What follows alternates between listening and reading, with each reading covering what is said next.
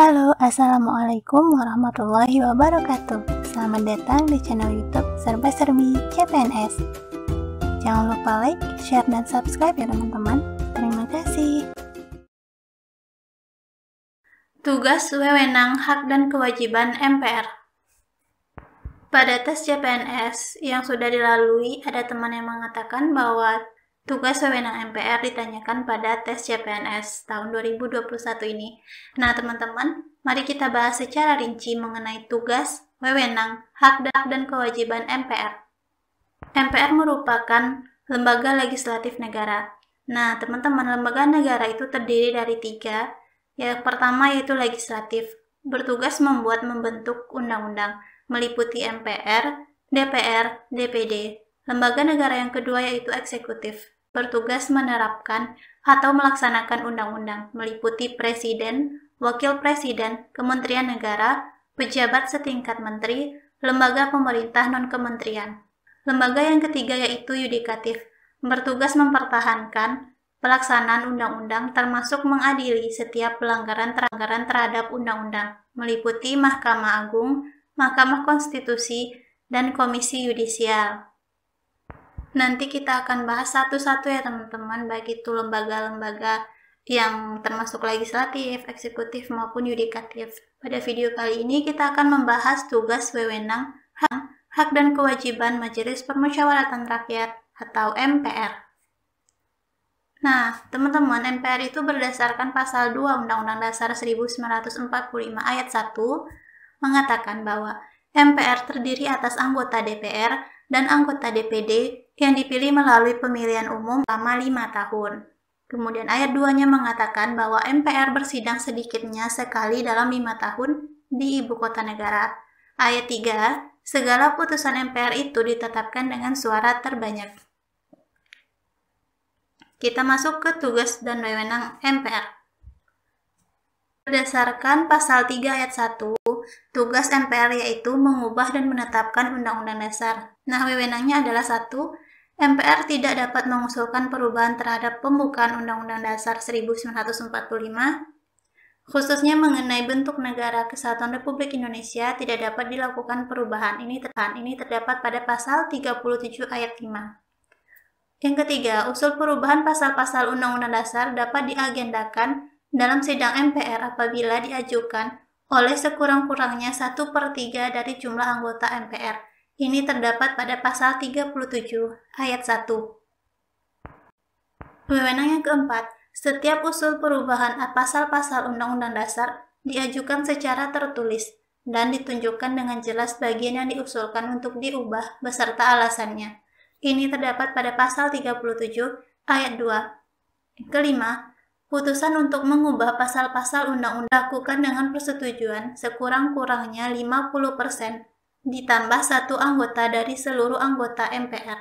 Ini terdapat pada pasal 37 ayat 4. Tugas dan wewenang MPR yang kedua yaitu melantik presiden dan wakil presiden. Ini terdapat pada pasal 3 ayat 2. Wewenang MPR di sini yaitu MPR melantik presiden dan wakil presiden hasil pemilu dalam sidang paripurna MPR. Kemudian melantik wakil presiden menjadi presiden apabila presiden mangkat, diberhentikan atau tidak dapat melaksanakan kewajibannya dalam masa jabatannya. Kemudian memilih wakil presiden dari 2 calon yang diajukan presiden apabila terjadi kekosongan jabatan wakil presiden dalam masa jabatannya selambat-lambatnya dalam waktu 60 hari.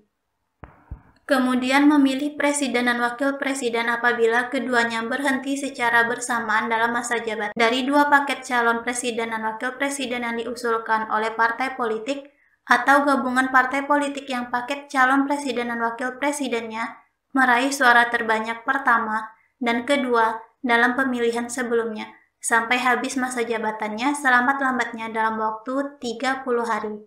Kemudian menetapkan peraturan tata tertib dan kode etik MPR. Tugas dan wewenang MPR yang ketiga yaitu memutuskan usul DPR untuk memberhentikan presiden dan wakil presiden dalam masa jabatannya. Ini menurut Undang-Undang Dasar. Pasal 3 ayat 2. Wewenang MPR di sini yaitu memutuskan usul DPR berdasarkan putusan Mahkamah Konstitusi untuk memberhentikan presiden dan atau wakil presiden dalam masa jabatannya setelah presiden dan atau wakil presiden diberi kesempatan untuk menyampaikan penjelasan di sidang paripurna MPR. Keputusan MPR untuk pemberhentian presiden dan atau wakil presiden harus diambil dalam rapat paripurna MPR yang dihadiri oleh sekurang-kurangnya 3/4 dari jumlah anggota dan disetujui oleh sekurang-kurangnya 2/3 dari jumlah yang hadir. Setelah presiden atau wakil presiden diberikan kesempatan menyampaikan penjelasan dalam rapat paripurna MPR. Ini terdapat pada pasal 7B ayat 7 Undang-Undang Dasar 1945. Kita masuk ke hak anggota MPR. Berdasarkan pasal 10 Undang-Undang Nomor 17, apa saja hak anggota MPR?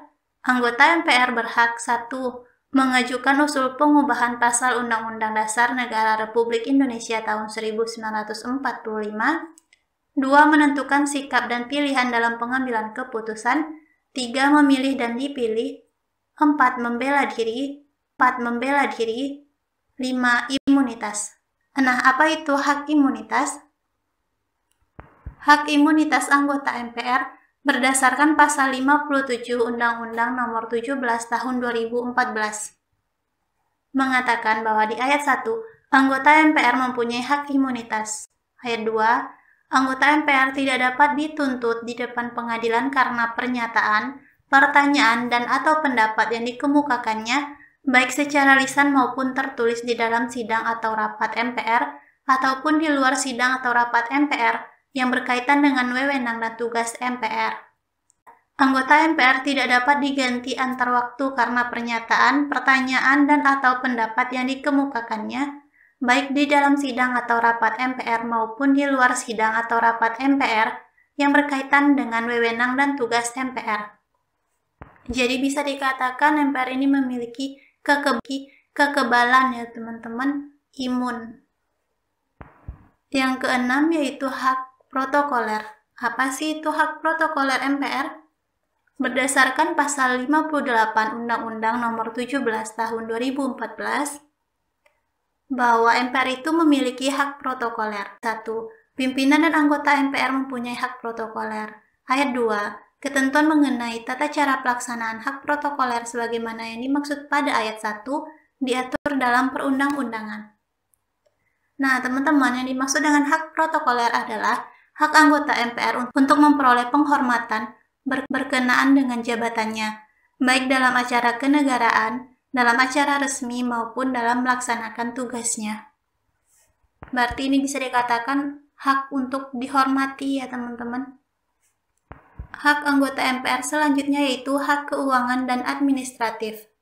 Berdasarkan pasal 9 Undang-Undang Nomor 17 Tahun 2014, ayat 1, pimpinan dan anggota MPR mempunyai hak keuangan dan administratif.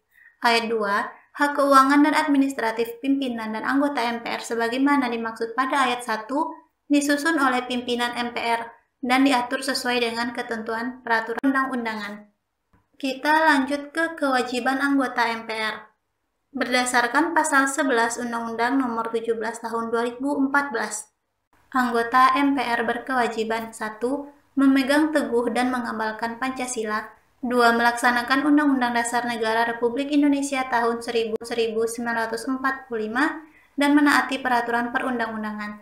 3. Memasyarakatkan Pancasila, Undang-Undang Dasar Negara Republik Indonesia tahun 1945, NKRI, dan Bhinneka Tunggal Ika. 4. Mempertahankan dan memelihara kerukunan nasional dan menjaga keutuhan Negara Kesatuan Republik Indonesia. 5. Mendahulukan kepentingan negara di atas kepentingan pribadi, kelompok, dan golongan. Kemudian melaksanakan peranan sebagai wakil rakyat dan wakil daerah. Baiklah teman-teman, demikian video kita tentang tugas, wewenang, hak, dan kewajiban anggota MPR. Lanjut ke video